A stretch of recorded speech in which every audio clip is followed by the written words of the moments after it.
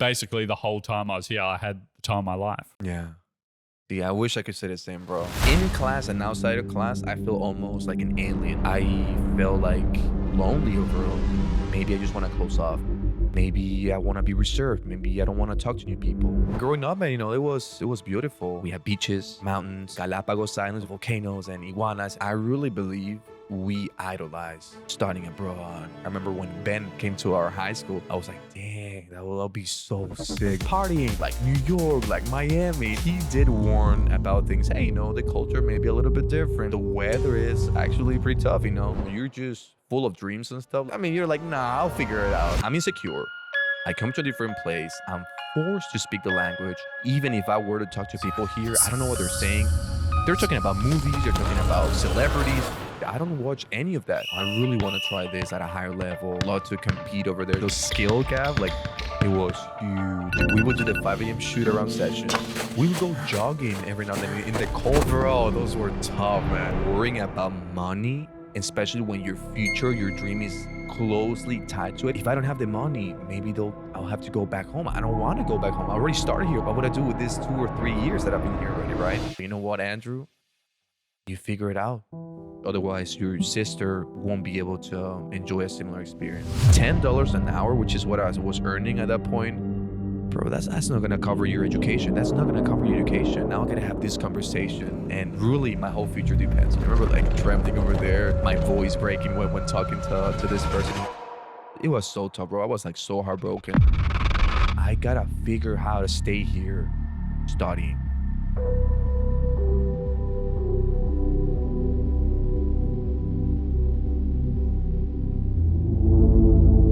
Yo, thank you for joining us as we go together back to college.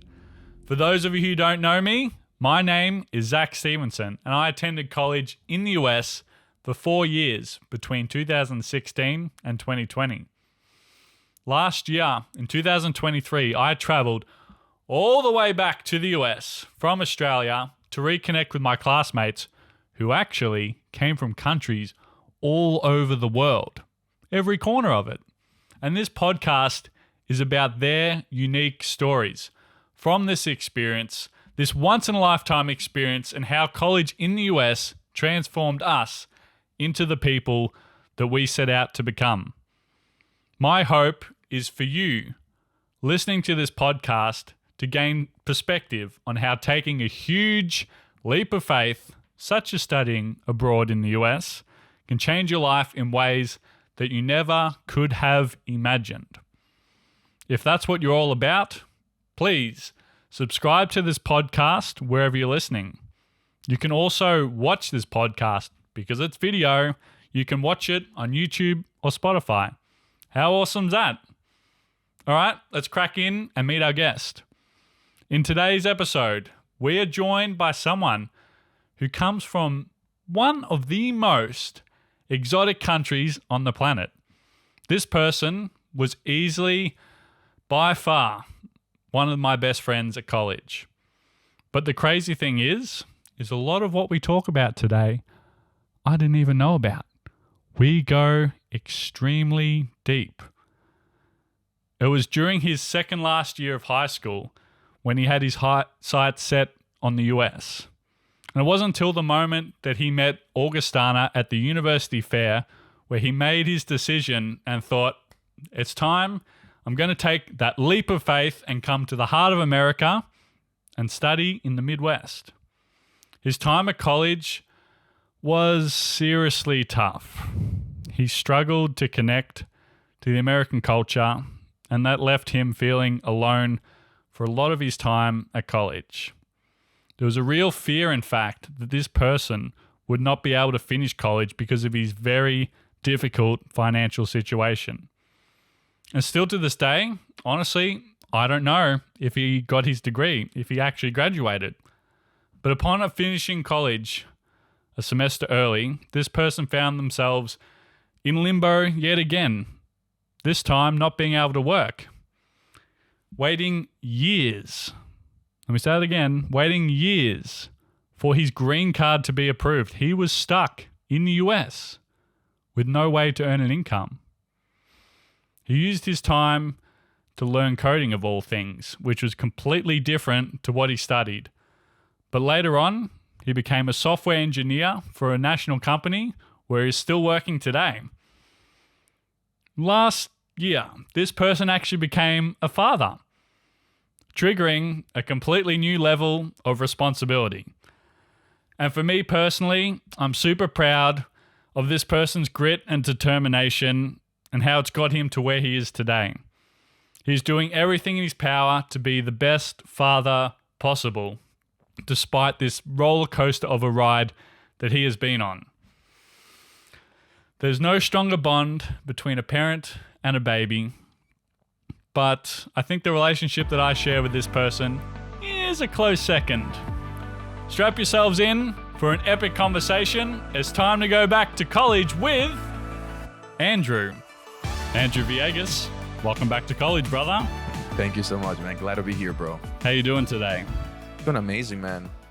Been amazing. Got a lifting session this morning. Just getting ready for the day. Woke up, got my babies ready, and now good to be here. It's great to see you in this chair. We've actually spent a lot of time over the last week. And it's been awesome hanging out with you again because you're definitely one of my best friends here at Augie. Yeah. And just all the going to the gym, doing some Zumba classes. You even took me to jiu-jitsu as well on Wednesday night. Yeah. We've done a lot of things together and lots of catching up. But I think it's great now that we can sit down and talk about your college experience because it's mainly been what's been going on recently the last few years. But it'd be good to dial back and talk about your time here at Augustana. Yeah, for sure. I love that, man.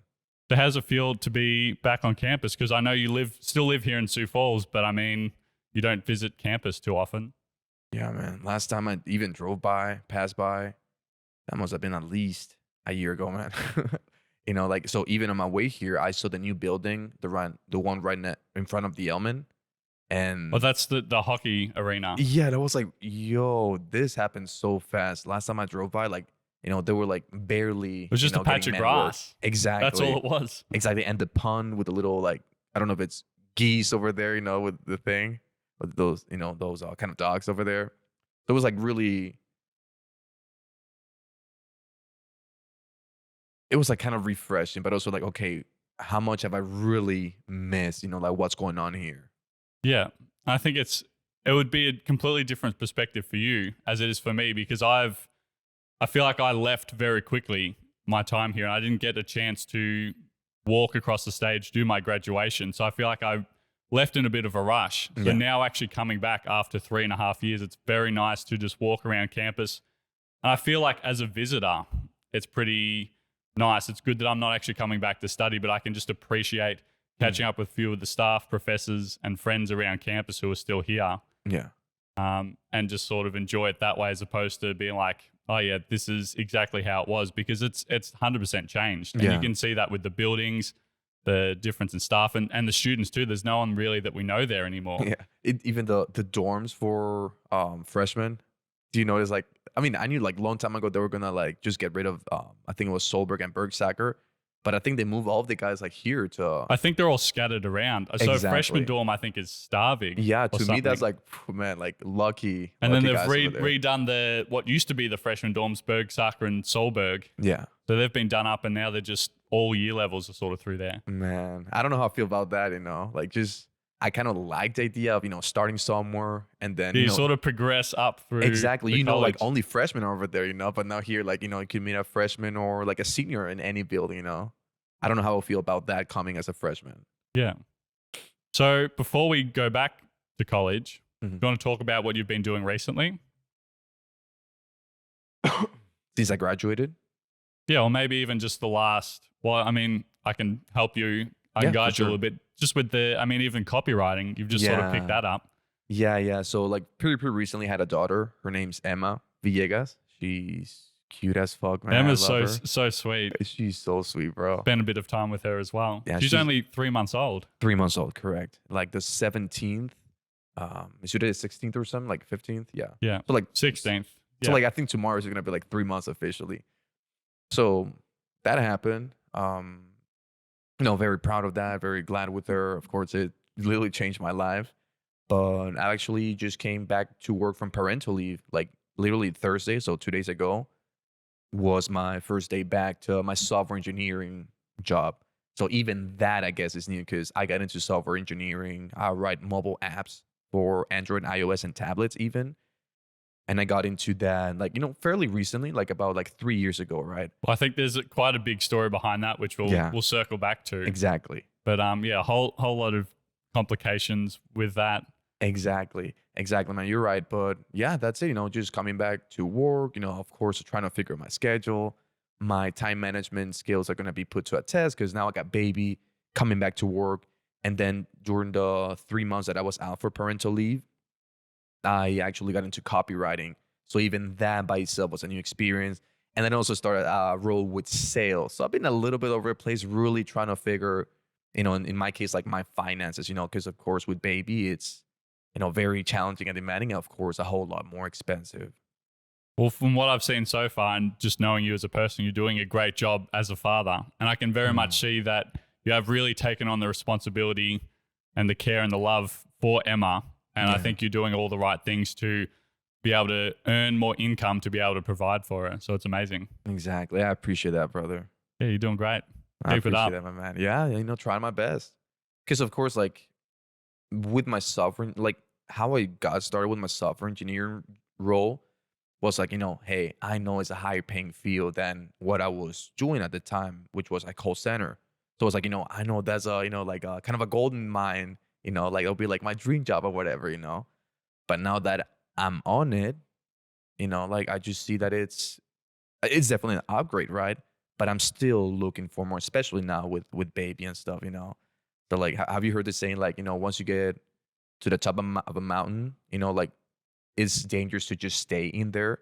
And I believe like personally, I want to keep looking for the mountains, keep looking for the opportunities to succeed at or even get my hands into, right?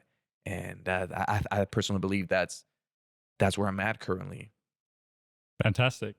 Yeah, you're doing great. And instead of trading your money for time, you're just trying to build those sort of business funnels where you can, I don't know, just sort of scale that and not have to be so hands-on with your time to be able to earn some money. Exactly. I think right now though, like I will still be trading my time because of course, even with copywriting, you're just landing my first. I just landed. I mean, you my have first to client. start naturally by doing that, building the skills. Exactly. So even copywriting, I just closed my first deal with a client. You did. I was sitting in Caribou next to you as you were talking to him. I took the sales call in there, right? Yeah. Yeah, and you did a great job. You landed the gig. Yeah. Congrats. Thank you so much, man. But even with that, like I acknowledge that for me right now is a season of grind. I mean, and I've been almost on this mode for a few months, but I do believe like long term, I do want to detach and I am going to detach my time from my income, right? But right now it's just, hey, I got to get more clients. Of course, the app work or the upfront work is going to be a whole lot more, but eventually, like for instance, even with copywriting, let's say right now I'll be building funnels and landing pages and email lists, eventually it would just come down to managing email marketing campaigns, right? So even, by then I feel like I'll be okay, a little bit more detached from my actual time putting in, right? Even with my software engineering role, brother, like, it's supposed to be like a 9 to 5, right? But before heading to parental leave, I believe like I was very productive, so I was roughly putting in, of course, sometimes I was putting 8 or 9 hours depending on the workload from the clients, right? Tickets. And of course, I wanted to really excel at it, that's just my nature. But at a point, like some days I would just put 4 or 5 hours, So, even by that, I was constantly looking away for, okay, how do I become more efficient so that I don't have to put in the quote unquote 8 hours every day? Yeah. And that's the whole thing with upgrading your skills is you became so proficient in the software engineering that you could pretty much half the time that you were spending on it. Exactly. Which is a great way to buy your time back. Exactly. Yeah. So, I mean, I'm kind of looking at that right now. Even yesterday was my first official day back at work.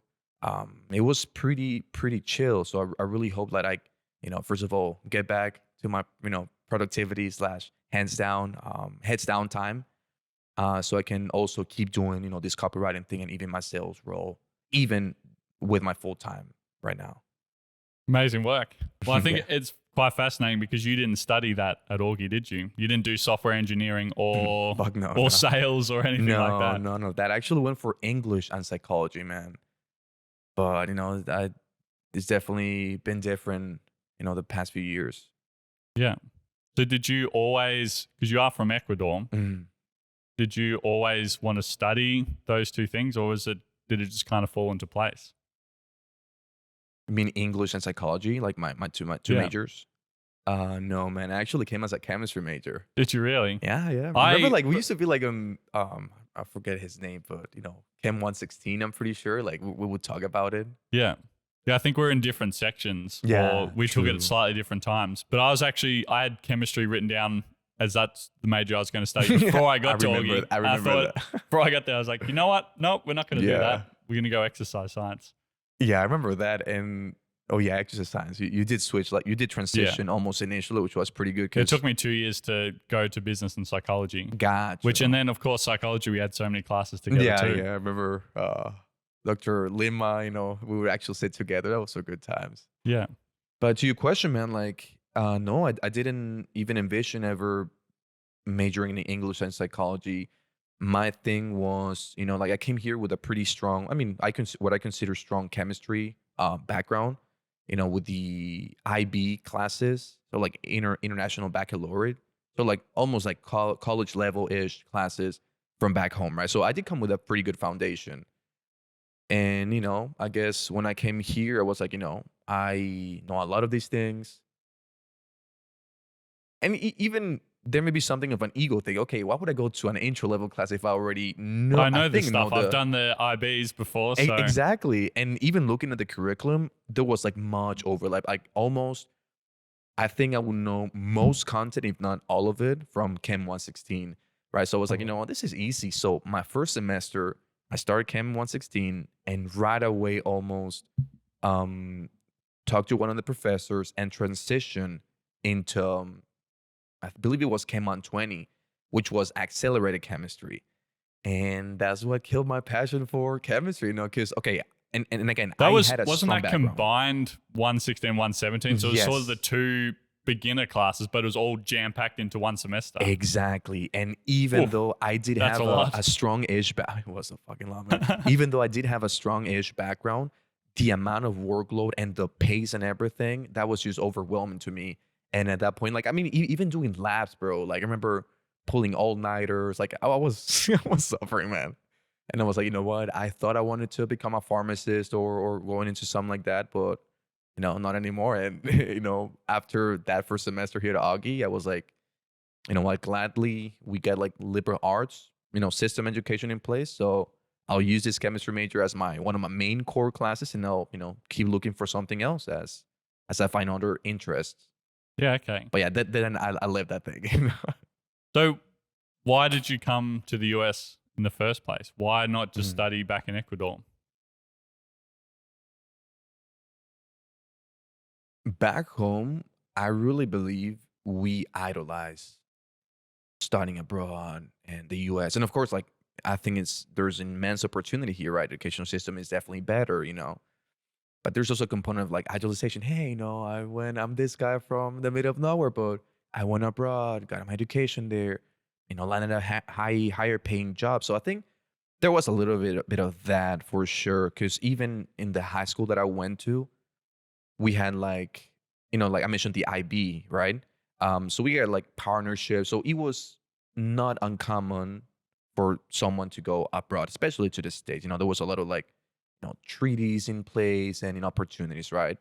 So what was your high school like that you went to? Was it seems to be a pretty good high school then, that there were the IB. Yeah. What is it called? In the International Baccalaureate. Yeah. So you had those programs that Yes. enabled you to seemingly, because international, well, that sort of implies to me that, hey, you can sort of go abroad and unlock opportunities with this. Exactly. And the way that works is you take one of these classes and potentially you could, they could suffice or take the place of an intro level class or, other classes here, right?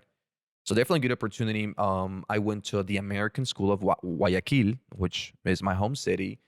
And yeah, I definitely had that program. It was great. I was fortunate enough to, be able to attend that because I picked up on English, from a very young age. So that definitely helped a lot. Like I know some people who come here and only then learn the language. So that would be very tough. I couldn't imagine doing that. Bro, like I was not even comfortable with the English, but not even fluent maybe, but I was able to communicate, like, pretty strong Yeah. foundation. But even with that, I remember, hey, this is scary. Like, I was conscious of my accent, like all the little things, right? Oh my gosh, I have a thick ass Spanish accent, like, are people going to be able to understand me? Like, there's a lot going on, or at least there was a lot going on in my mind. And even just the cognitive load of Yeah. switching from your native language into another one as well. Yeah, man. Like, at one point, I was even dreaming in English. That shit had never happened to me. Like, imagine you dream. I mean, of course, you think, I'm assuming, right, in your native language, right? But the moment I dreamed, like, I believe in a span of 1 week, I had two dreams that I was talking in English. And I was like, this is so weird, man. So your brain made the switch pretty fast then. It took me a few months. A few months? Yeah, I want to say a few months. Right. Yeah, because, I mean, for good or for bad, like, everything they speak here is English, right? And the only moment I would talk in Spanish or speak in Spanish would be with my best friend Denise, right? But other than that, like, I was pretty much, just thrown into the wolves, and I think that was very beneficial for sure. Yeah. You want to tell me a little bit more about growing up in Ecuador? Because, well, I mean, we actually went out for dinner last night for Denise's birthday. Yeah. Happy birthday, Denise. Right. But we were talking a lot about just the current affairs that are going on in Ecuador. And she's got a whole personal story of just sort of like a kidnap robbery type situation, which is very scary. And to me, that's like, that alarm bells are ringing. Like, hey, this place maybe isn't so safe. Yeah, I mean, I'm gonna start saying that recently. I mean, ever since I came here, Recently in particular, it's been bad. Exactly. But for me, I haven't really been caught up with all the events. Mostly because, okay, so if I know something is not the best, I'd rather not participate in that, not devote any cognitive load to that, any even thoughts to it, right?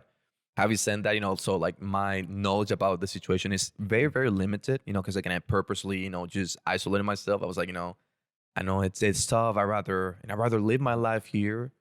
Well, because I guess that's the thing, is like, you're not actively there at the moment, and this will come and pass as well. So it's probably a wise thing maybe not to get caught up into it. Exactly, especially if it's something negative, like, I really believe in the power of mindset. I'd rather not delve into, hey, the crisis or, COVID. I'm like, no, bro. I mean, there's got to be something good out of everything, right?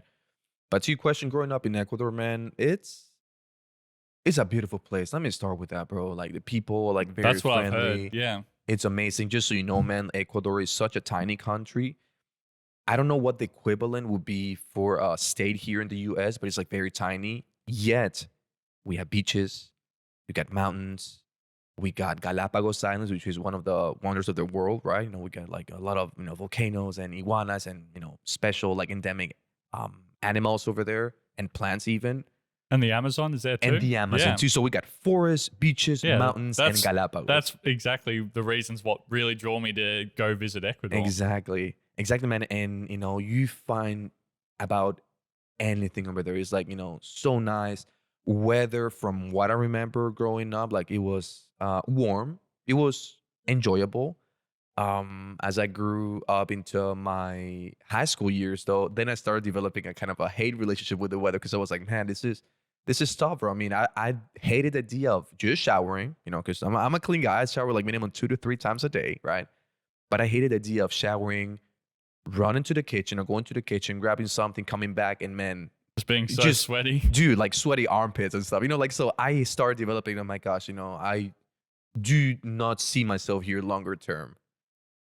Yeah, so like, maybe you don't mind this cold weather in the Midwest then? This is a little bit extreme. Yeah, so a little went to bit the too other far spectrum. the other way. Yeah. Yeah, for sure. Yeah, but growing up, man, it was beautiful. Friends, people are very open. Of course, culturally, it's just so different, right? You do feel a lot of warmth from people. Even classes, remember my best friends. There's this, like, how do you say this? Just being silly, man, in class overall. Like, I just love that thing, the culture. Like, there's definitely, if I put, like, let's say a person here and a general person over there, like, there's definitely a lot when it comes to the small things like, touching a person, talking to them. How do you talk to them? Do you laugh with them? Do you send in, funny things, I definitely find like back home, we tend to be a little bit less reserved, which in turn makes you want to open up and even engage more. Yeah, a bit more touchy and like Exactly. grabby. I think, don't you guys, like, even when you greet one another, you kiss either side of the cheek? Yep, we do. Typically, I mean, personally, I always go for the right side, right? Yeah. Now, I mean, every now and then you might find like people just going the opposite side, right, and just kissing them by accident. But yeah, definitely, I love more touchy, and I would even do that here in South Dakota in Sioux Falls with my Latino friends. Yeah. And I bet some people might find that a little bit like just different, like even absurd. Damn, Andrew, how many girlfriends have you got? Right. Did that ever happen with an American student? Where Like- you just a greeting where maybe you went a little bit over the top? Yeah. But for these standards, at least. Yeah. The big. I do have one instance in mind that she didn't know how to act really. So and of course by then it's in the moment, so it's not that you actually think about it. So I put her on the spot pretty much, and I actually think I scared her away. Yeah, it was like almost around when I first got here. Yeah, it's pretty funny. And Yeah. I guess that's just a difference in culture as well. But Yeah. to me, that speaks a lot about the people of Ecuador and also the Latino culture. Just the very friendly, warm, welcoming people. Bro, you saw Zumba like this past Tuesday. How was the environment, man? Like you even had like people like doing this to you, like spanking you while Yeah. dancing. I mean, that's not uncommon back home. Of course, you might find a person who is a little bit more shy, more reserved, but that's what I'm talking about. That kind of like warmth and touch, and really that ability and willingness to become closer to you. I They're think more open. For me, it's a little bit uncomfortable, but again, that's just because I'm not used to it. But I think Exactly. I'd much prefer that as opposed to people who are just really closed off and not willing to engage at all. Exactly. Yeah. I personally think it's pretty fun too, just being in that environment.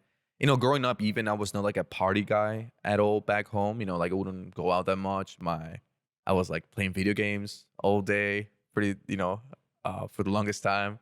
Even on vacations, I remember like going to bed like at 6 a.m. with my buddies online on Discord, right? Playing League of Legends, But even then, I did feel everything we're just discussing about here. Even just that warmth, even if it's playing video games, there's definitely differences in my opinion. Right. So when did you make that decision? Hey, I want to go to the US to study at college. It was probably in my junior year in high school. One thing is like my dad is a US citizen. So he's been here for almost 15 years, So that was another reason for me to, like coming here, like something like, hey, my dad is there already. I may be able to work into a green card eventually, potentially, right? Like I could have a future over there in other hands, right? Add to that the fact that I told you about, like, I really think people tend to idolize going abroad. And of course, it's good education, right? But, like everything is coming together. And by junior and senior year, I was already looking into opportunities, and here in the US specifically. And one of those was Augie, like they would host like fairs and university fairs back home. And I remember when Ben Iverson came to our high school, I was like, dang, that'll be so sick, man. I'm pretty sure the pictures at the time that they used were the ones for the soon to be built FSC, right? Yeah, that got built during our freshman year, just the first Exactly. couple of months. was Exactly. But the picture they used was that. So in my mind, it was like, oh my gosh, there's this Everything super amazing modern. building. We Yes. got all this awesome chemistry stuff, all the Exactly. nice labs. Exactly. And he did warn about things. Hey, the culture may be a little bit different. Like the weather is actually pretty tough, But man, when you're just full of dreams and stuff, like you're like, nah, I'll figure it out. It's not until like when you get in here, it's like, okay, those things are real. Yeah, we really have to deal with this. Exactly. So break down this college fair for me a little bit. So it was just was it sort of like a convention where there'd be a whole bunch of colleges set up and you just sort of go to their booths, or how did it work? Yeah, we would have a little bit of that. The one that I'm talking about with Augie specifically, though, they came straight into my high school.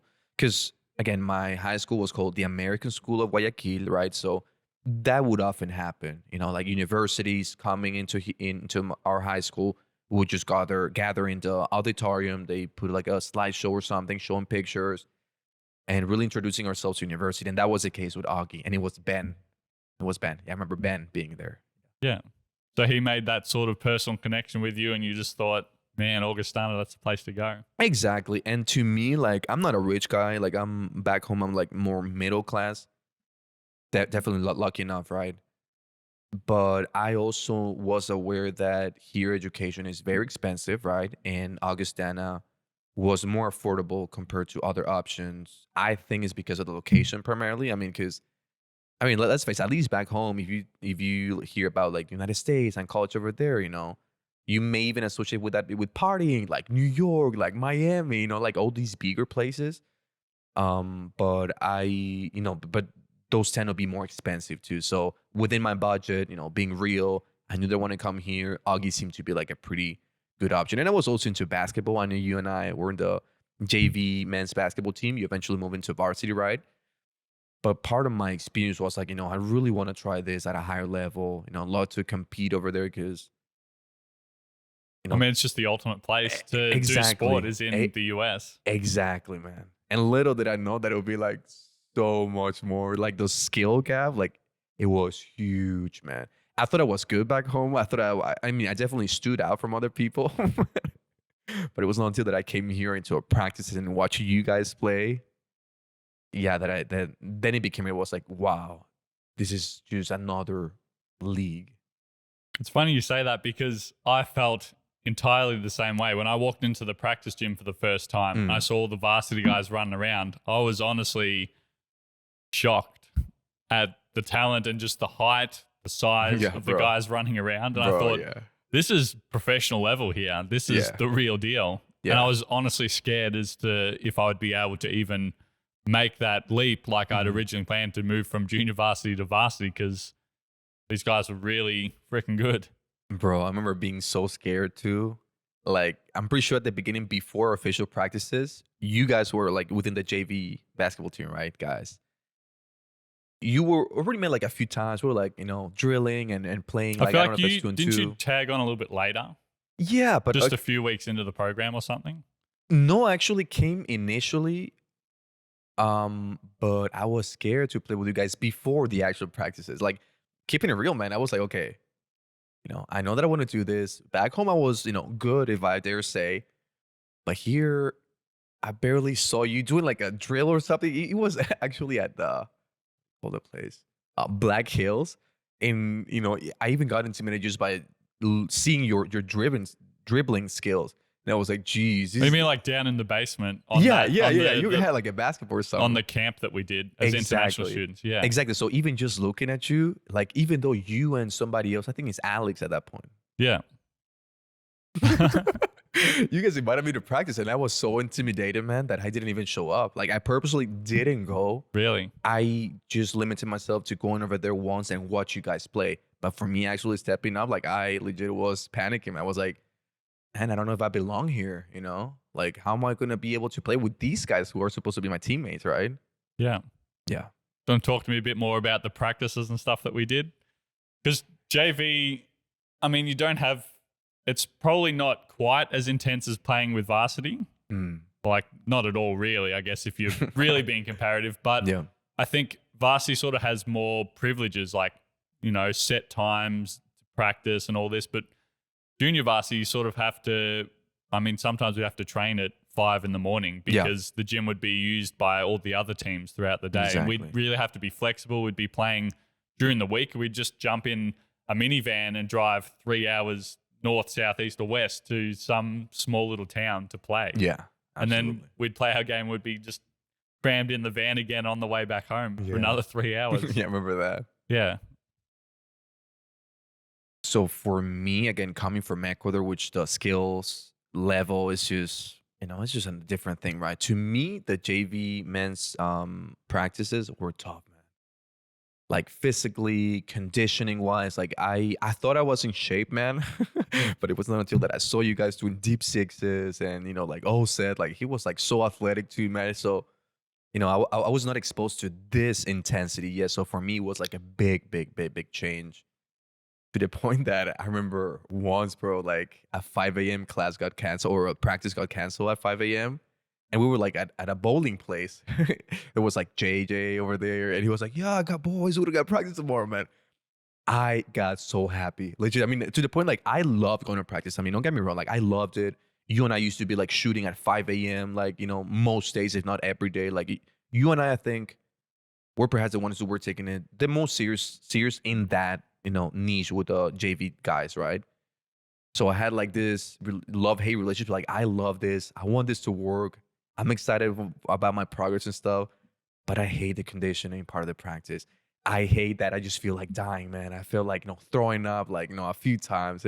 For me, it was super intense conditioning. Definitely. Yeah. Yeah. Like, it's hard to compare. I had a few coaches back home that were pretty intense. I remember even when I was 13 or 14, we had a coach and he would just condition us all the time. But we ended up being a pretty good team because of it. Because it is such an important thing, because as soon as you get tired, you're just not going to perform as well. Yeah. And I'd because back home, because our seasons are flipped, I'd just sort of come off the back of a basketball season. So I was like still super fit, in shape, ready to go. Dude, your stamina, man. I saw you doing deep takes. You were always one of the, if not every single time, the first one, man. I was like, what the heck? I take that. I really took it for granted, because now I'm just trying to get back into running to build up some aerobic fitness. But it's really tough, because I never used to see being fit as a chore. It was just because I'd always be playing. Exactly. Doing the trainings, I'd always naturally be fit. Man. Yeah. So it's hard now where you almost have to manually kind of build it up and go for runs. I was on the treadmill the other night you were. at the gym, which was miserable, but I just kind of forced myself to do it just to build up a bit of a baseline. You ran for 1 hour, man. I remember the last time I ran for 20 minutes, bro. I don't think I've ever, definitely not on a treadmill. I've never run that long. Dude, that's boring. That's another thing. Like, it is. Like, okay, so unless you really want to get to either like a basketball league or something with your friends and stuff, I mean, at least you have a way, to make it fun and become fit in the process. But right now, like, even here, like, weather is about to get worse. It's going to snow. Like, so even running outside may not be a possibility even, right? And that leaves you to, okay, do I really want to run on the treadmill? But that's boring as fuck, man. It is. Even if I put a YouTube video or something, like a podcast, an education or whatever, just the idea of becoming fit through that, man, it's just, I'd rather not do it, man. That's why I really love just running up and down the court. For whatever reason, I just loved, and because you don't have to pace yourself, like you can really sprint back and forth, and I just love to move fast. Just be free and jump. And bro, plus you're so tall, man, that even your strides are like, man. It's pretty funny. We honestly, playing with the junior varsity guys, with you included, I think that was probably, I would say, the most fun I'd had with like playing with a team before, just because we sort of had a bit of a chip on our shoulder. We didn't get all the nice things like the varsity guys did. We had the shared locker room with the track guys, and I think next to the wrestling dudes as well. Yeah. And it was just sort of, because we got to spend those unique times together on the buses and the vans. Yeah. It was just such a great group of guys to be around. And I think that was definitely one of the highlights of my time at Augie. Yeah, for sure. Even though I was so focused on pushing to play with varsity, but looking back, I really appreciated the time with all you guys. Bro, yeah, it was great having you. Like, personally, like, that's how I really bonded with you, man, to the point, like, I still consider you my best friend, from college. And yeah, man, just those times, like I mentioned a little bit ago, even just being at 5 a.m. shooting already. My form was shit, man. And even a year after, I wanted to put in so much extra effort, because I realized I had lots of time to catch up. And then you would just tag along with me. We would do the 5 a.m. shoot-arounds and just ball handling and whatever practice we needed to do. We would do the 5 a.m. shoot-around sessions. We would go jogging every now and then in the cold, man. Remember, like, those times were like quite a few times too? We'd do a few laps around campus. Bro, those were tough, man. Yeah. And on top of that, the practice, which, from what I'm hearing from you, they were not as intense as, like practices from the varsity team. Well, sometimes I'd have to do the junior varsity one and go straight to the varsity one, which I don't know how I could do that. Dude. And then we would even lift. So even lifting to me was huge. And there was like a very, like nice exposure to lifting. Because we got a nice program by because Augie has not athletic trainer, just the lifting coach. Yeah. So it has a purpose-built plan for each part of the season, whether it's off-season, pre-season, Exactly. during the season. So we just had these cards that we could just follow. Dude, grabbing the card, going to the little bin, grabbing it, writing down, seeing your progress. That's what it was like, man. And I remember so I had never lifted, but after 2 or 3, I want to say like 4 to 5 months in the program, man, dude, I was noticing like that I was getting bigger, man. And to me, that was perhaps personally, like my happiest moment, even within the program, just, being able to put in the work and actually see results, right? Yeah. I thought it was impressive, man. Yeah, it's so good. And I mean, I'm looking at you now, like you're in great shape. I know you said you're trying to shred some, but Yeah. when you're up on that Zumba stage doing a few demos for people the other night, yeah, look jacked, look ripped. So I appreciate that, bro. There's still like a lot of work. But yeah, there's always work to do. Yeah, absolutely, man. Yeah. Especially because I really messed up. Like I had gained like 30 pounds, over the past year or something. Next thing I know, man, at the beginning, there's like a little bit of denial. Like, oh, you know what? Yeah, just 1 pound. Oh, like a little love handle here. A few, some more love. It's all right, bro. But then when I actually opened my eyes, bro, I was like disgusted and actually weighed myself yesterday and I'm 10 pounds from my ideal weight. So I've cut it. I've cut 20. I just got 10 more to go. Beautiful. Yeah. Almost there. Exactly, man. Good stuff.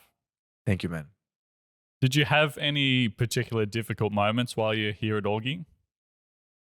Bro, yeah. Yeah. All of them. All of them? All of them, yeah. I don't know. Because I do like to ask this question because I had one particular moment that was very tough for me, which was the whole finishing up basketball, developing food intolerances, just feeling sick, and then having to go back into Coach B's office and sort of see him and say, yeah, I'm not going to play. I mean, for him, he was very, well, not disappointed, but he wanted to see me continue on, but he saw the state that I was in and I was super skinny because when I was back home, I'd stopped playing and stopped eating because I was feeling sick all the time. And I remember that year as I came back was very difficult because that was my whole identity, was being a basketball player. Exactly. So having to deal with that was complete rock bottom. And you wanted for to me. go pro. You were did. putting in the hours. Like you were improving so much. Like you made it to the varsity team. Remember like that. That was like pretty rough for you, man. Yeah. But aside from that, like I absolutely love my time here, and it seems a little bit fake to say, but basically the whole time I was here, I had the time of my life. Yeah. Yeah, I wish I could say the same, bro. Yeah. So what sort of things did you have to deal with? Mostly, man. So there's a few components. I really hope I get these. All of them. So starting off at the very beginning, I already mentioned, me being conscious about my accent. So imagine this: like, you speak the language, you come here, you're like so conscious about it, and people may even sometimes not understand what you're saying, not in a mean way, right? But the feedback that you give yourself, the story you keep telling yourself, oh my gosh, this is proof that I just suck at this. That maybe I should not talk as much, like as a silly example. Well, it's interesting you bring that up because even when I was back home in Australia at high school, I felt similar things. Sometimes I'd just say stupid stuff. I ended up just sort of talking less and less. Yeah, and that was English, right? Yeah, so it's my native language. Now imagine in a foreign language, like you said, that very, very simple. Like I got 2 examples that I was actually thinking. Yes, it was like, oh man, if he asked me that, like I'll probably bring those up. Once I was at the library, bookstore, my bad, and the lady at the end was asking me for my phone number. And dude, I literally said, let's say 888 sex. She kept looking at me like, sex. I was like, yeah, sex. I remember like doing this. Oh, 6.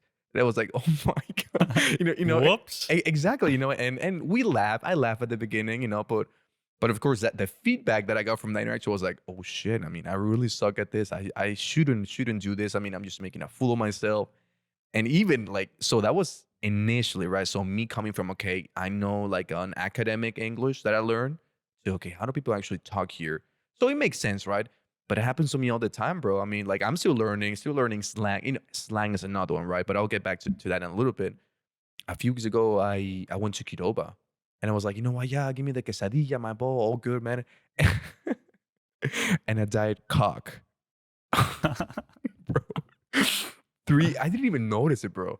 The three coworkers started laughing, and again, I know them, so there's not that much of, oh shit, they're making fun, maybe, But it was like a genuine conversation, like, and when they started like, chuckling, and I was like, oh, but shit, Coke, my bad, but these kind of stuff, right? And And it is sort of, yeah, funny and played off at the time. exactly. But I can imagine those really building up and having effect on you. Exactly, especially like I used to be like very, very, very insecure, man. I don't know if you remember me back in college, man. At one point, I closed off. I didn't want to talk to people. Like I had a rough time, bro. There's a But few, yeah, few sort of gaps where you just go missing for a while. exactly, exactly. But when it comes to language, man, have all that in mind. I'm insecure. I come to a different place. I'm forced to speak the language. I know that I know the academic component, perhaps. I'm able to follow classes and stuff. But even if I were to talk to people here, I don't know what they're saying. They're talking about movies. They're talking about like, celebrities. Like, dude, I don't watch any of that. So slowly, even like to me, language is important, man. I almost feel like out of place, even with language. And of course, maybe I could have used that to my advantage. Hey, I'm different, like let's exchange and have meaningful connections, interactions and, laugh together and learn from each other, right? Which again, I think is good in theory, but maybe people are already got their groups and some people who've grown up here doing high school together. So they've formed their tight groups and they have the things that they like to talk about, the shows they watch, all the sort of pop culture stuff. Exactly. So even in class and outside of class, I feel almost like an alien. Like, I'm gonna be straight honest. Perhaps the most connected and intimate with people, I feel with you guys, with a little group from, Aaron, Zawad, Tom later on, Denise, Yamlak. There's definitely more people in there, but I haven't talked to them. Yeah, you could say Kevin, Dan as well. Yeah. Like a little core group, like yeah. But yeah, like outside of this small group from the commons, like eating at the cafeteria together, I felt like lonely overall. Lonely, very insecure, like scared. And the next thing that I wanted to mention is like, because of this, of course, I could have taken the approach, okay, maybe this is a good experience, people will be interested. I'll force myself to, fit in by being different. But I took it at the time as in, maybe I just want to close off myself, Maybe I want to be reserved. Maybe I don't want to talk to new people. And that's exactly what happened, man. By my second year here, I chose not to engage with that many people. Like I literally went missing for a few months, maybe at the cafeteria, but that was it. And of course, like, being university, you want to be committed. You also want to, make quote unquote sacrifices. But in my mind, I took this as an opportunity to be like, okay, I'm feeling weird, not confident, insecure. I'm going to just go in with my studies. And that way I don't have to justify me feeling alienated for everything. Right. And that's exactly what happened, man. Like even with you, man, you being my best friend, when Max even came along, who you guys were my two best friends from college. Even with you guys, I would disappear every now and then. I would eventually meet you, but it was not even consistent, man. Not until my senior year, actually. So the thing is, I actually graduated in 3.5 years, right? So my last semester was me trying to fit back in. I started going to volleyball club. I would spend a little bit more time with you guys. And honestly, I wish I would have taken that approach since the very beginning. But I did go through a very, very rough time, man. And especially with academics, like the all-nighters from chemistry, add to that, like, lack of sleep, being insecure, being unconfident, feeling alienated from the community, Yes, you have your own little group and stuff, but, that's, is that really it when it comes to, your social life? And there's a lot of things that, just drain that anyway, even though, on paper it'd be good to go see someone, but you just don't feel like it with the current state that you're in. Exactly, man. I do definitely remember those times where you did kind of go missing. Yeah. And well, I mean, that impacted me because you were my best friend at college. So it was kind of a bit tough on me not seeing you around. But it's interesting to talk about it now because I didn't really fully understand how much stuff you're really going through during that time. Yeah, and there's also, I mean, I try to put negative stuff aside. Of course, now I know that there's a moment to talk to your people. Hey, maybe I just want to be her. I just want to feel her. Like my closest boys. Like my best friends. But at the time, I did see it as okay. I'm just gonna isolate myself, and if I have anything negative that I could potentially bring to you or my best friends, I'd rather not bring that. I don't want to bring them down, if anything, right? So there was a little bit of that.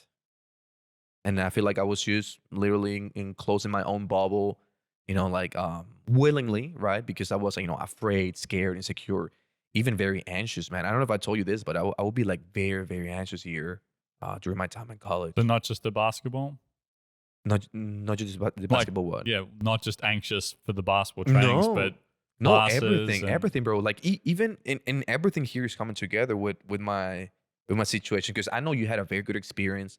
I know a few other people, did have a blast here. I can't say that for myself. Um, until my last semester when I tried to actually come back, I right? feel like there's something about that senior year where you're like, hey, this is going to end soon. Let's Yes, really make the most of it. Because exactly, that's man. 100% how I felt coming back for the last year. Exactly, man. Even with my studies, I chose to not be 100%, but I was like, dude, if I get a B, I'll take that. I'd rather go to volleyball club tonight.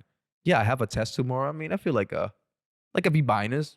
I'm gonna take it, man. I just want to have fun and see my people. Like even volleyball, like we started playing, like that was amazing, right? But also a huge component in my story was finances, man. Again, I'm not from here. I know people here tend to get grants, like they actually are encouraged to go to school, right? And go into debt, but that's another topic, right? But I actually was able to come to the US and Augie because I was middle class family. We sold our house. It was big, right? And with that, I was able to, invest into my educations for my first 2 years, right? Now, add this economic worry to everything that I'm saying, classes, me feeling alienated, insecure, whatever, not confident, man being like significantly higher, like there being like, chats here. I was like, oh shit, I'm even ugly, man. So a lot of shit went through my mind, right? But at even okay, I gotta figure how to stay here studying. Because you got the first 2 years taken care of, but I mean, Exactly. that's a real fear and a concern that you have to worry about. Like, hey, Exactly. if I want to finish my degree, which is going to Mhm. set me up for success, Yeah. I need to be able to finish the whole 4 years. Exactly, man. And worrying about money, especially when your future, your dream is closely tied to it. Because it's not as if I was already, let's say, I had a green card here, and then okay, I mean, Yeah, but whatever happens, your I'm gonna whole stay here, future in the US depends bro. on finishing college. Yes, if I don't have the money, maybe I'll have to go back home. I don't want to go back home. I already started here. Like, what would I do with this 2 or 3 years that I've been here already, right? I remember at one point, man, it was like my first summer here, I believe. So I was going to sophomore year. And the thing is, in my family, I got two older brothers who studied abroad, right? And it's me. We made it so that I could, enjoy this opportunity too. But then there was my younger sister. She was coming a year or so. In about a year and a year and a half, she was also going to start her college and university process, right? And the thought process at the time, at least in my family, was like, okay, Andrew. So here's the thing. At the time, and I still think about this, right? Right. So two older kids go to college, they have the experience. You got a third one, which is me, is through the experience, right? And then my mom had the choice, okay, do I help Andrew, so my third kid, finish his experience and sacrifice the fourth one's potential experience? Because if I finish my college year, then maybe my youngest sister will not be able, we wouldn't have the money for her to enjoy the same thing, right? And of course, as a parent, now I'm a parent, I guess it gets tough because you want to give each of them the best you can, right? You don't want to feel like, okay, I was able to do it for them, but not for you, sweetie. Sorry, right? So I guess I do see a little bit of that right now. But anyways, man, at the time, like what happened basically was like, you know what, Andrew, you figure it out. You're a grown up boy. Oh, You're over wow. there. You're in the States. Figure out how you can actually stay in college because pretty much otherwise your sister won't be able to enjoy a similar experience.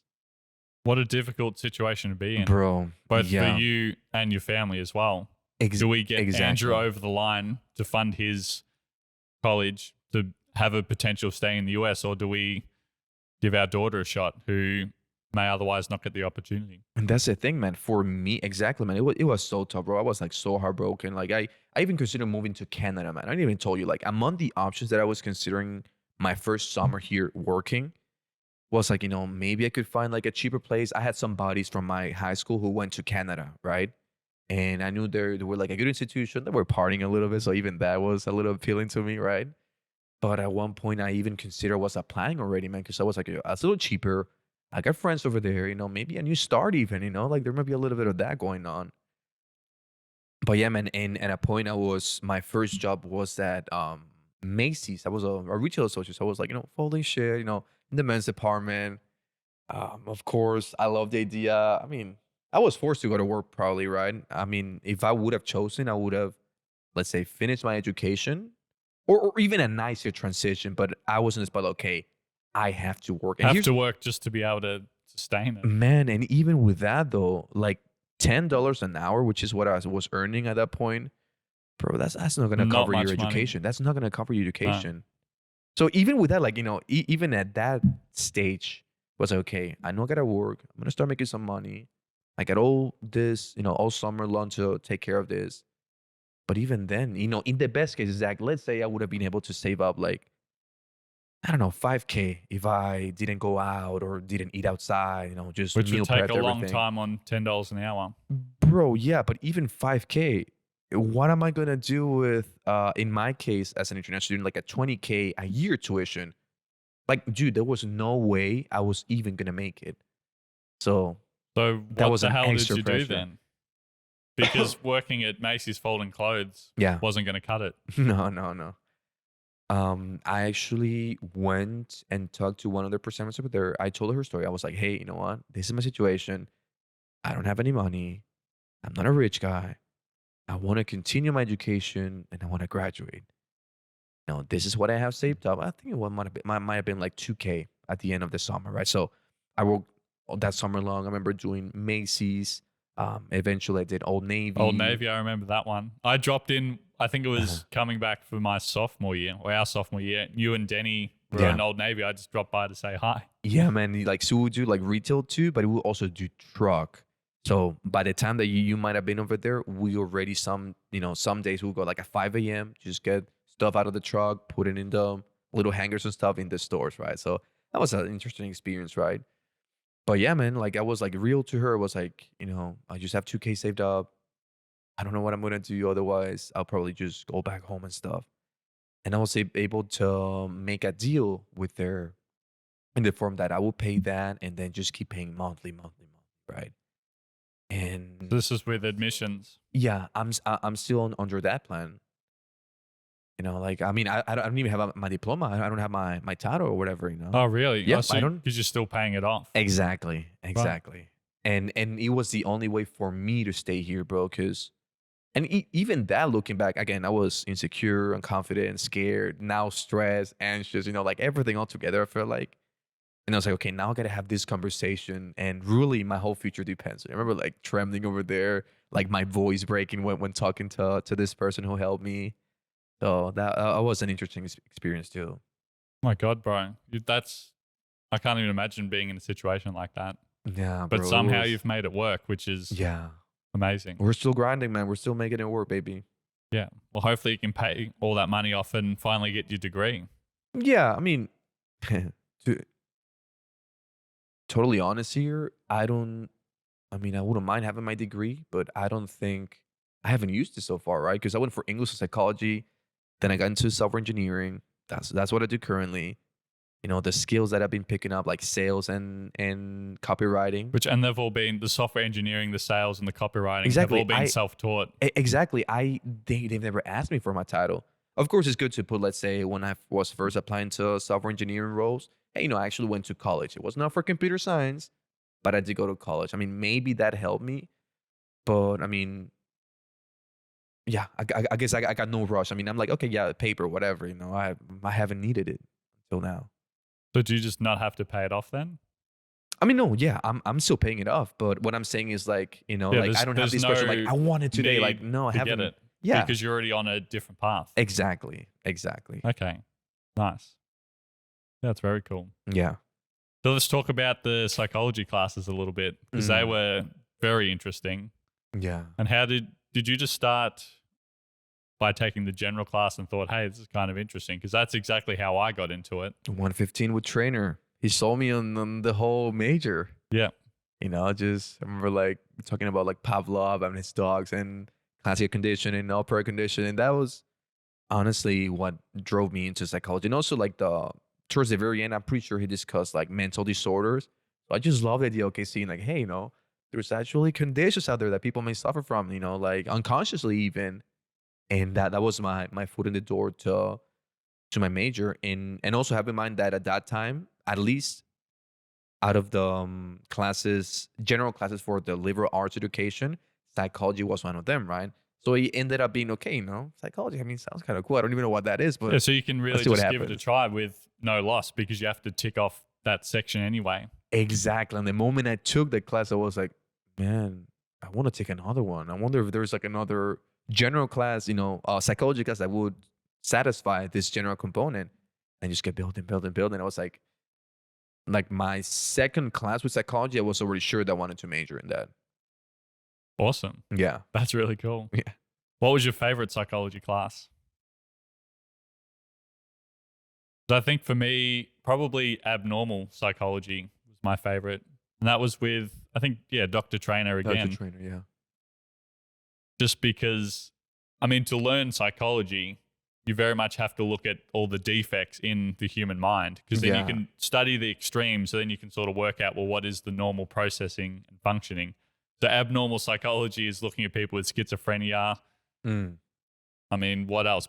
A bipolar disorder. Yeah, everything. Just the whole range of disorders. And it's anxiety, really fascinating to see depression, how they can affect someone and just disable them from just their current day-to-day duties. Yeah, you're totally right, man. And I'm gonna also say abnormal psychology. Because I just found it fascinating, honestly. Like the different categories, the different like symptoms and stuff. Honestly, there was a lot of theory. I feel like even confusing, like a lot of It was overlap. a tough class, yeah. Bro, yeah.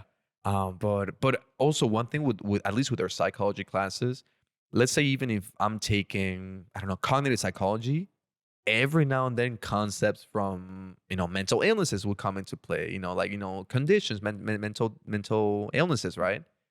And so yeah, in a way, I felt like these were the curriculum was so well done that even if I were taking that class, I would have like snippets and clues about other psychology classes, right? And I love that, honestly. Yeah. And I remember the one I remember taking with you the most was the senior seminar. Oh yes, with Lima, Dr. Lima. Yeah. Right?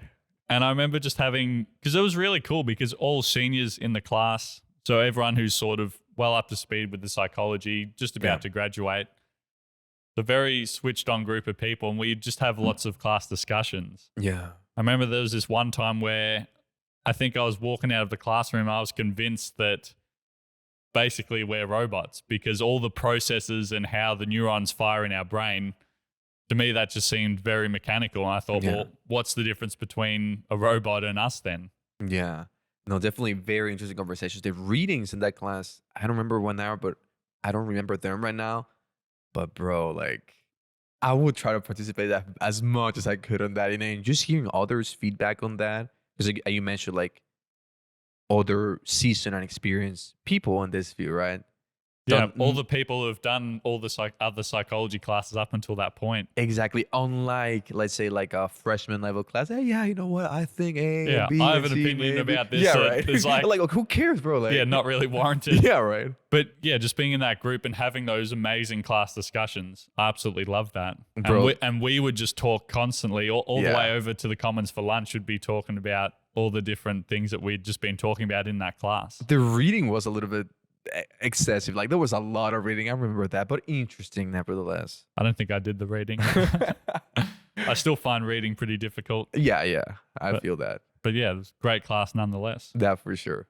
Was there any other highlights that sort of stuck out to you during your time at Augie? Absolutely. Um, one of my best times at Augie was being a writing tutor at the writing center. Oh, That was I remember you really doing one of that. the Yeah. highlights. What was so great about that?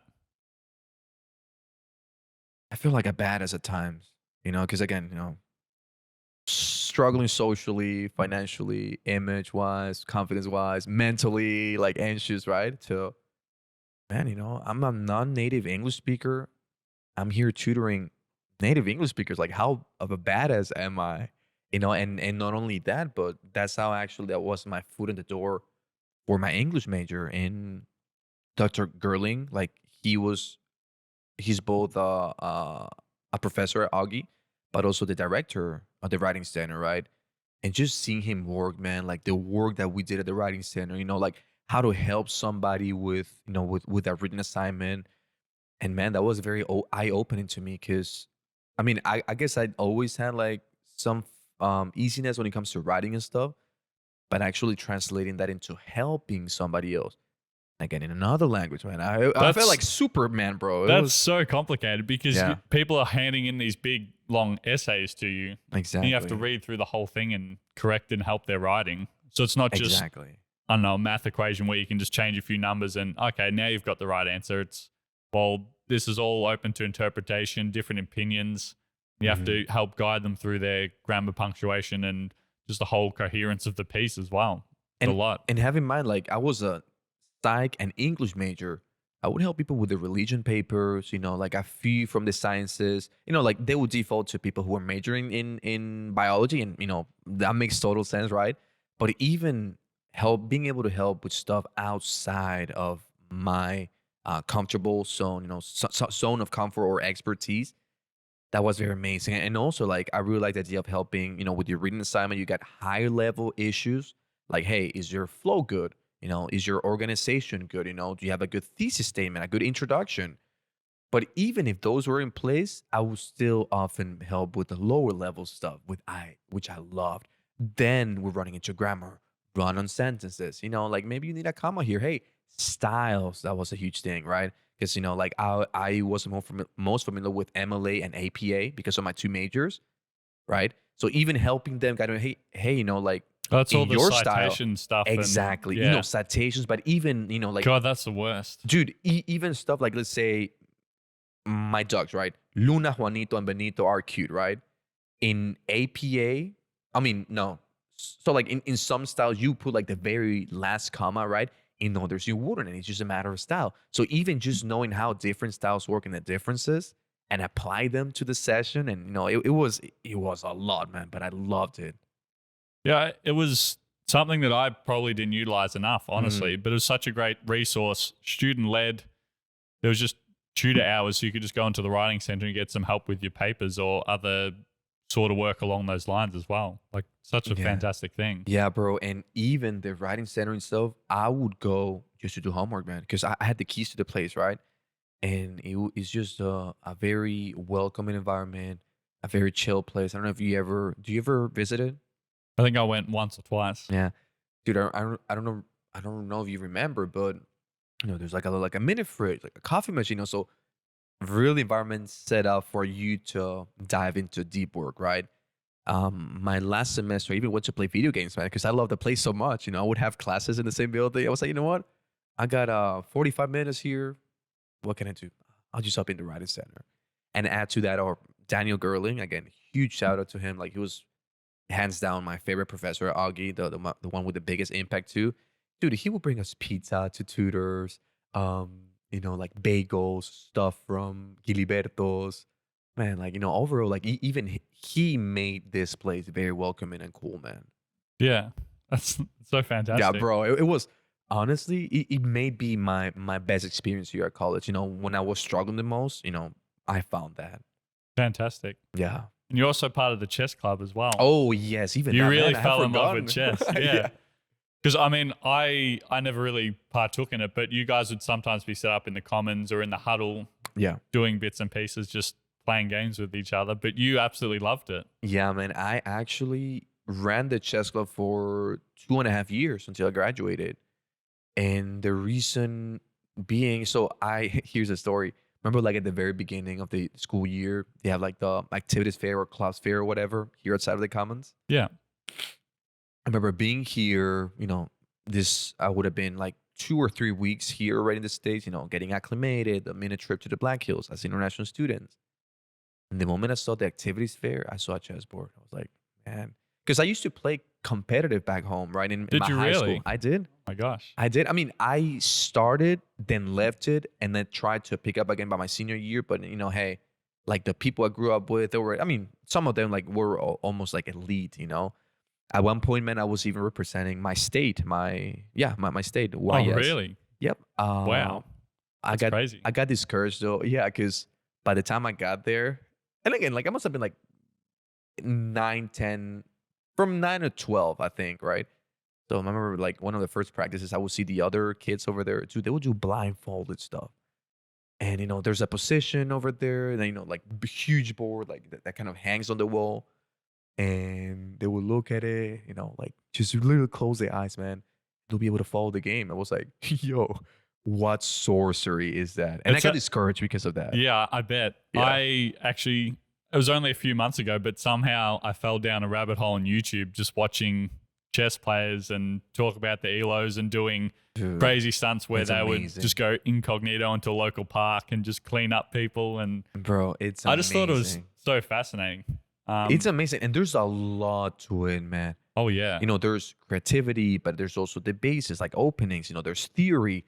There's also, okay, reading your opponent, like what's his style like? What's the best counter to his style and what he's actually doing, So it's definitely a sport, man. It's much more than that.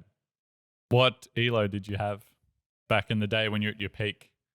That's the thing, like, so for elo, you have to, like, at least on physical tournaments, I believe you gotta qualify to get an elo, So I right? don't even know how it works. Yeah, But you can do the online games. yeah, You yeah. can get one. The online game, my peak was like a 1900. Oh, but- dude, that's huge. Yeah, but it's not that high, honestly. Yeah. Like, yeah, I mean, I would play with my buddies. Yes, if I play with my regular people, of course I stand out, right? But if you get to someone who is serious, like at one point I was having like weekly meetings or chess tournaments with some buddies from back home, and they were connected. Like I was playing with the guys from, I believe he was from Denmark or something. He was like around 2100. So to me, and only he was actually dedicating time to chess, right? So I was just, okay, I'm here to play around the chess club. I'm having fun, right? But the moment that somebody actually takes it a little bit more serious, dedicates, I don't know, maybe 1 hour a day, like a few hours a week, that by itself really is a huge leap. So Yeah. I guess I'm trying to say, the common people, of course, they're gonna be like thinking like I'm a god or something, right? But if But I when go you with start to get experienced that people, elite yeah, level, it really like to jump from 1900 to the 2600 that Magnus Carlsen is or whatever. exactly. It's huge jump. Exactly. And even that's online, right? So for physical things, right? I think at least a few years ago, I think the way for you to get started with an elo in actual tournaments, like in-person tournaments, was to beat somebody who had an elo. That by default will make you have an elo, Yeah. right? And I remember like I was super close to doing that, but again, I started to competitive, started practicing with with the elite in my province or state, but then left off, right? So I really believe I could have got an elo in that time, but when I tried to get back, I was, dude, this close, like a hair short of beating somebody who had an elo already. And the thing is, I didn't know at the time, but he ended up becoming a national champion. Oh, really? And I had that bitch, man. I had him. I had him. I had him. That could have been you, Andrew. Bro, I had him. Like, honestly, I had him. And that's the thing. Like, there's a lot in chess, right? You get too excited. Even your face. Yeah, emotions play a factor. Exactly. I mean, and with me, like, dude, I'm just like a 14, 15, 16 tops. Because And, you can use that ignorance to just, bro, just to your advantage. I bet you, like, a happy, maybe a smile got in there. You start like shivering, go to the bathroom, start walking, coming back. And dude, I had him. And next thing I know, man, just a mistake happened. I wasn't an advantage. Then through that mistake, I fucked up. but I could still win if I, But you know, just did the not in right thing. the Yes, right yeah, but I position. was at a Right. disadvantage already. So you could have become a professional chess player then. I do think I could have become like, you know, like one of the top players in my country at that point. That's something I didn't know about you. I didn't realize, like, I knew that you liked your chess. I didn't know that Yeah. you were an absolute genius at it. Yeah. And also like, so here's the thing with chess, at least growing up, right? I in American school, Guayaquil, my high school, they always were very, very good at you know, our team. So they're like individual tournaments and team tournaments. And man, we had like very, very strong players. Like our program was like hands down perhaps the best in the nation. Like, you know, even when we would compete with other schools and stuff, we often ended winning, right? For instance, like one of the players that I had in mind, his name was Daniel. He ended up being like a Pan American champion. I'm not sure which countries that would exactly encompass, but it was almost, you know, within South America, right? So I mean that's an elite player in there, man. And he was playing, you know, when he played individual tournaments, he would get gold medal after gold medal after gold medal. On the team tournaments, they will always win. And then they were a little older than me, right? So I would practice with them every now and then. But by the time I was, you know, in their spot, we would often win in the team tournaments by a lot, man. And that was just a good experience. Because I mean, if I would have played at that when I was trying to get back right into chess, if I would have played individual tournaments, you know, just as Andrew, no. I mean, because those kids, you know, already they never quit, right? I was getting back to it. But when I played the team tournaments, my teammates were good. So that's how I saw some success in that. Oh, right. Exactly. You know, so I kind of cheated, you know, but Surrounded by the best of the best, just about. exactly. Yeah. Exactly. So when I came here at the fair, right, I saw Andre, I think his name was Andre, the former president. He was from Norway, right? Remember, like there was a little chessboard. He was like, "Yeah, you want to play with me?" You know, nobody once was coming to his table because I mean, it's chess. Not many people like it. You know, to begin with, it's not that attractive. I think initially. So anyway, I Well, ended I up mean, over it's there. either your thing or it's not. I mean, I would have just walked past the chessboard. Exactly. Yeah, that's a boring game. Whatever. You know, that's a board game. They even call it that. They don't know this is an actual sport. There's like Olympic games. But anyway, man. Well, to spin off that, they've Uh, got an esports club here at Borgit, so they actually compete in competitions now. for what? They do League of Legends, I believe. What the fuck? Yeah, I didn't like. I think someone told me that, and I've seen it on their website as well. But it's, I think, another just sort of That's shows how the crazy. college has been growing as well. That's crazy, man. I love that. Oh man, I should have joined that in my freshman year. Yeah, well, we didn't have it back then. Yeah. No, that's amazing, man. But with chess though, like, so I remember playing with him, and I was like, dude, this guy's intimidating. Like, you know, he's like taller. He seems to. I mean, he's a president of chess club, right? So I played with him. I actually beat him, man. And I was like, okay, I mean, Who's next? yeah, I mean, who's next? How do I get involved and really, really see how good I am? You know. And anyways, once I joined, like, you know, he told me, hey man, you were good, man. You should come to our sessions. And of course I loved it, right? So I would come in here like, you know, religiously every week after week. And for me, it was super cool to even see a few professors show up in there. I have in mind like a math professor, a Spanish professor. That's so cool because Yeah. the people, I mean, the students and especially the professors, all the professors have worked for years in their profession. Exactly. And the super smart, switched on people. So that's really cool that they came to Yeah. the chess club and you got the chance to play against them. Exactly, bro. And with that, like, so there were these two professors were regulars, right? The chess, the chess professor, the math professor, and the Spanish professor. But occasionally, another math professor would come in, and dude, I was honestly intimidated by him, you know, because you know he took shit. I mean, not took shit, you know, but like, you know, like he was a little echoey, right? You know, a little bit, you know, A little bit arrogant. yeah, not arrogant, but you know, like you just say But stuff just like, you know what, confident. hey, yeah, like, hey, you know what, last night I was analyzing this and this game and stuff, you know, like, and I gave a seminar and this other guy who used to be a world champion. I'm like, yo, who is this guy?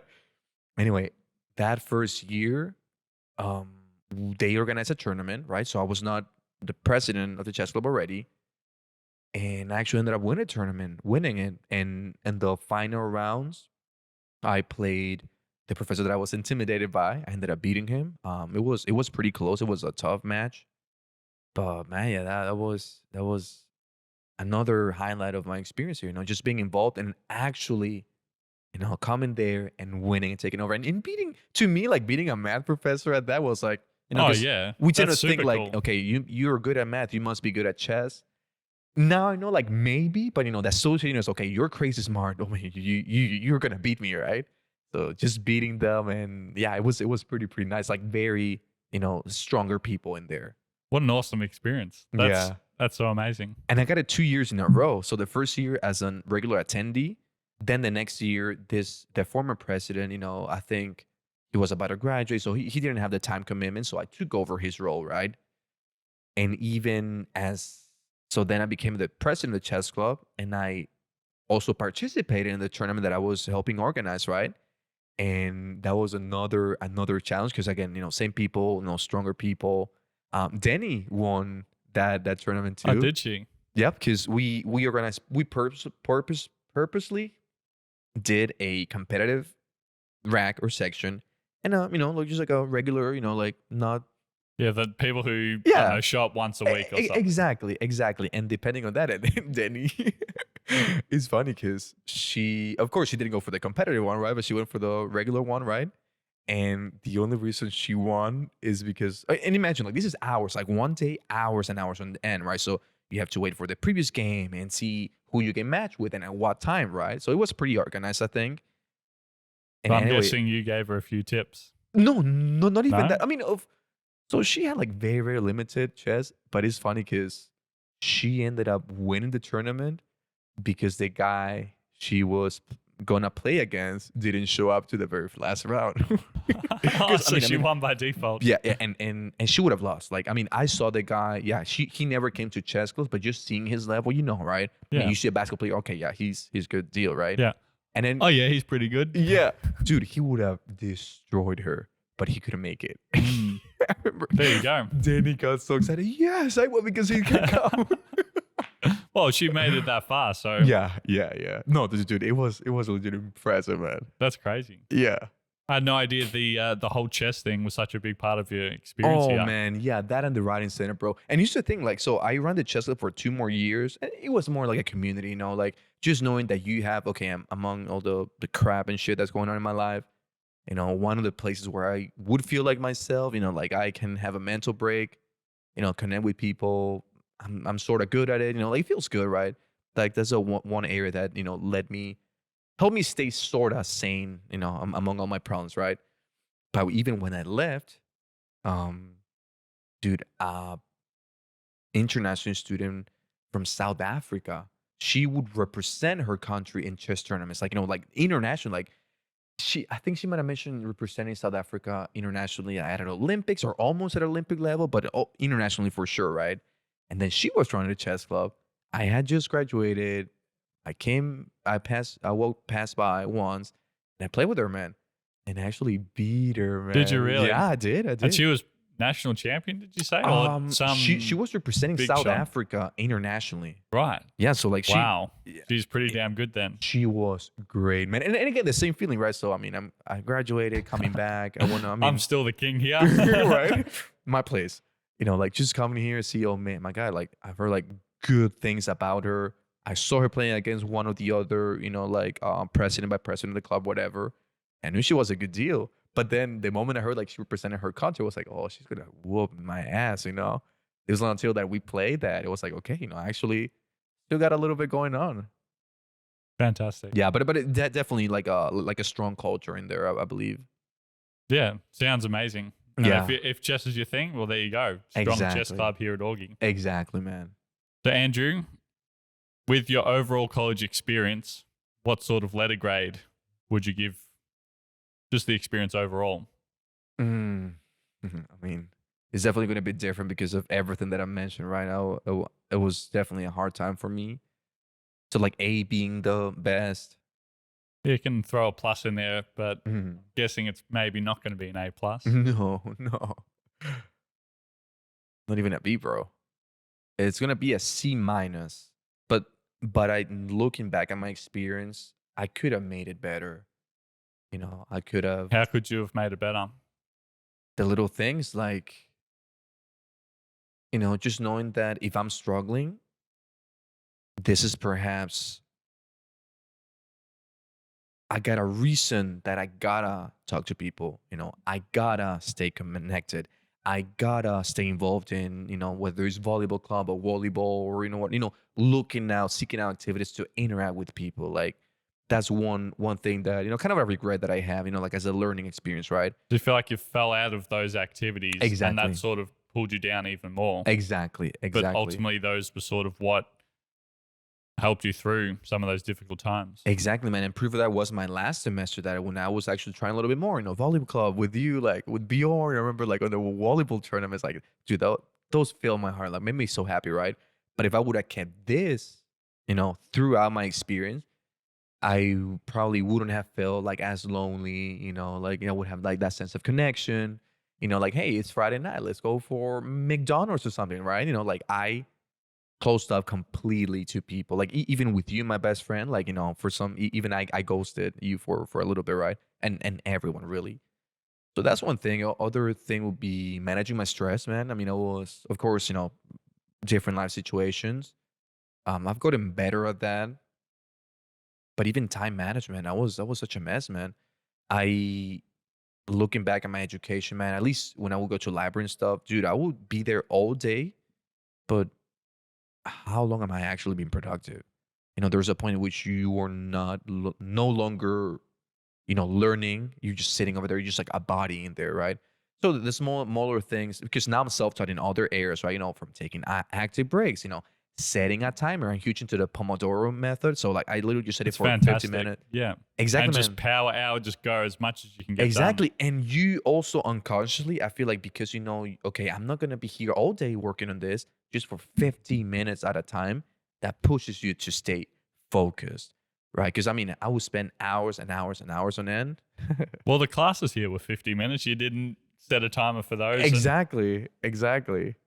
But definitely even with that, and let's say my senior year, I started going to therapy here through Augie to the, they had like a connections here for therapy.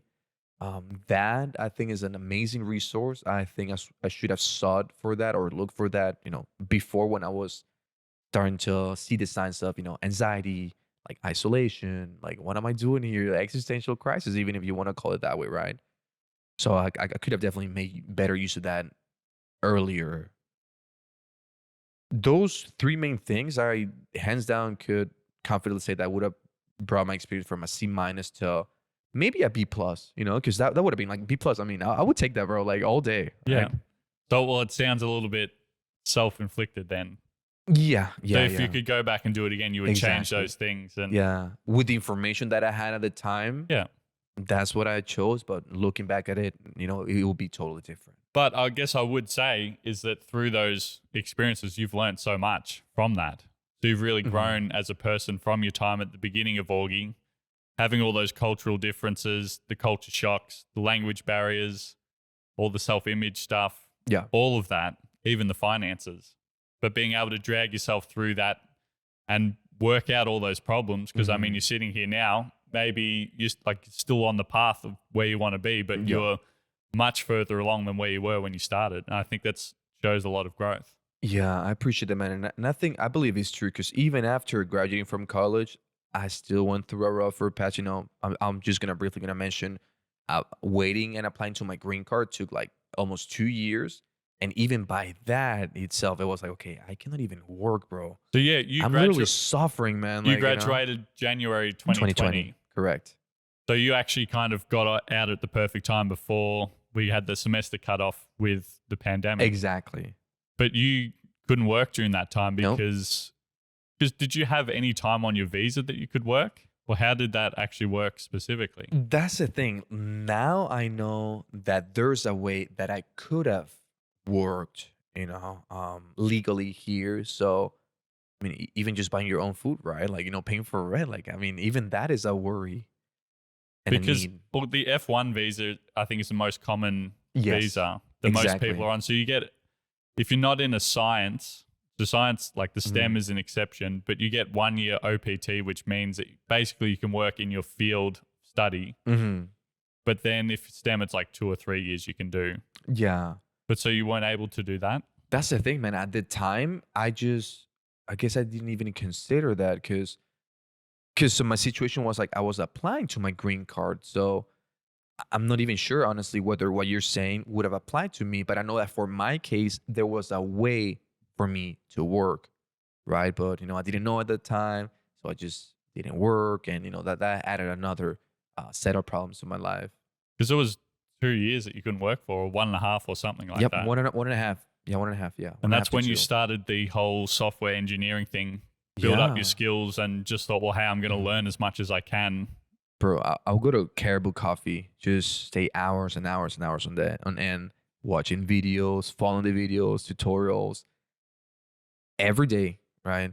At one point, I was waking up at 3:15, man. I mean, I had a hardcore like self-development journey. I was like, okay, I'm gonna wake up early, do a HIIT session, cold shower, learn software engineering all day because that's everything I can do, right? And through this, I'm gonna eventually get a high-paying job with this within the software engineering field or realm, right? And yeah, that's what I would do. I feel like we have a very parallel journey. Yeah. Because for me, it was the whole when I went back because of COVID, I couldn't really work because everything was locked down. So I decided to throw myself into video, which was, again, it was something I was sort of dabbling in a little bit. It was mainly photography while I was here at Augie. Yeah, I remember that. So when I was back home, I was very much just 10, 12 hours a day just consuming all the YouTube videos I could. Long time, man. Just editing videos. Yeah. I remember specific projects. Like I was making a video. I filmed some stuff on my phone when we went down to Omaha. I think it was our junior year. I went with Sophia V and Naoki. Okay. So I just had some iPhone footage and I decided to cut that up. And I was editing a video I think I just wanted to do one for Sophia's birthday. But that took... That's what got you started, huh? Yeah. Your iPhone, you said that you were filming this? So I think that video alone took 10 hours a day for 10 days straight. Because I wanted to have a transition between every single clip. Gotcha. Which is so over the top, but I was just really using it as a learning experience. Yeah. And there's all sorts of transitions with like jellyfish coming over the top. And jellyfish, that's interesting. All sorts of crazy stuff. But again, it was just such a great way to dive in and learn the craft. Yeah. Yeah, for sure. And you and I talked about this a few times. That we've definitely been on similar paths, now from other stuff like, hey, growing up and, what's, I guess, more attractive, how do we become like the man that we want to become? Exactly. Even without talking about this stuff, we've been working on this separate because ways, we haven't had too much communication over the last couple of years. Yeah, I know, bro. I'm not the best at texting or that. And I honestly suck, and I apologize, bro. It's been tough. Yeah, but it has been so good to like just see you here, spend the last week with you. We'll spend some more time, but also just sitting down now and having a chat. And I bet it's different because even my family is like, bro, you never text. You even love your family. I'm like, holy shit, if my family thinks that of me, what about like my actual friends, And even you and I had a time difference, right? So even that, it was like, like I tend to be a little bit extreme with what I think is going to take me to where I want to be. So at some point, like, okay, 9 p.m., okay, I'm going to be sleeping. Like, I mean, there's no way, phone away like the last hour. Like I wouldn't very extreme. And nighttime here is basically the only time that you can communicate to Australia because it's exactly. 17-hour time difference. Exactly, man. And take this whatever way you want, bro. But, occasionally I would do that. But if it's a regular thing, like, me staying late to talk to you, man, my approach has been, hey, he'll understand, he'll understand. Like maybe in person, I'll be able to explain to him, like, it's not that I don't want to talk to him, but it's like, dude, I'm trying to figure my stuff, I'm trying to figure my life. Now I got my pressure on my baby, like when the timing is right, I believe he's going to understand. I hope he does, Well, that's why I decided to come over here and to see you in person because then you can't get rid of me. But it has been the best thing hanging out with you. And thank you for taking the time today to sit down and have a chat. Of course, man. It's been lovely. You're doing amazing stuff here. I love this setup, man. It's pretty cool. Yeah. I'm very lucky with all the staff here. Don in particular has been helping me just organize to get in this building, and Erin has helped me out a lot from the IPO. Yeah, for sure. But it's been awesome. One last question. Yes, for sure, man. After reflecting on your experience at Augie and that journey from Ecuador to the US, what sort of advice would you give an international student considering studying in the US?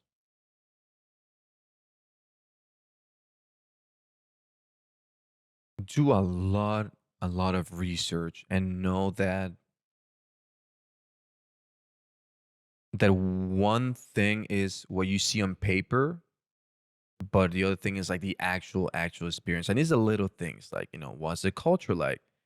Is my mother tongue, my mother language, my native language different? Like what's the weather like? What are people there like? Do they socialize? Well, what do they even do for fun? Like I guess in my case, I didn't really dive deep into any of these. And for me was such a shock because I didn't do my due diligence, with research and stuff. So I learned all these the hard way. But I really think if I would have had I learned and prepare a little bit, at least on theory and paper, better, I would have had a better time here initially, as opposed to having that initial shock. Do you think that is a better way to do it though, or is it kind of good just to be like, hey, I'm really not sure what's going on here. I'm just going to take the leap of faith and just go for it. There's definitely going to be a sense of that, like the leap of faith, right? Because I mean, even if you do a ton of research, well, it's still you not the still actual don't know thing. what it's like. And Exactly. that's where international students like us are at a bit of a disadvantage because we can't just go drive to the local college or even just in the surrounding areas or even fly Yeah. to different locations around the US. We are just dependent on, well, we hope it's good. We've seen a few pictures. It seems like a cool place. Mm-hmm. Yeah, the one thing that I would really have appreciated is like, even resources like this, for potential, future international students. Hey, this is what a person who actually went through this program or college or something, that was his experience. Whether it's good or bad, I believe there's always value in that, but at least you see their perspective, right? So not only, yes, you got to take a leap of faith at some point. Yes, I believe you should do your due diligence and research, right? But also this, what is somebody who is where I want to be at? What are they saying about this? How do they deal? What are the most common challenges they face? And how do they even possibly overcome them? Or even if they, struggle, what would they have done differently, right? I'm not sure if whether that resource was available or maybe me being me didn't really look I at didn't it. see anything like that. Yeah, but yeah, I really think that would make a big impact. And that's why I see this podcast is so important because I do get to sit down with my friends, but more importantly, it is actually a great insight as to what it was like here at Augustana and just college in the US in general. And so I have that vision of I want this to be something that anyone could listen to and find it interesting with the different cultures coming to the US and what the whole experience was actually like. Exactly. And man. I want that to be as authentic and genuine as possible. Yeah. Like our conversation we've had here, you've said that there were some things that made it really difficult. Yeah. But ultimately, like that's just being real and authentic. Exactly. And I think people can really see that, and it's important to share it as it was. And I've seen some of the other conversations that you've had for this project or podcast, and some of them have been like very, very good, if not all of them, right? Maybe with occasional like, hurdles and setbacks, right? But I do believe, having both sides, in this case, somebody who may like struggle a lot, like I would even find value in that, man. So I really appreciate you having me here, bro. That's been awesome. Andrew, thank you for coming back to college. For sure, man. Thank you for everything, Zach.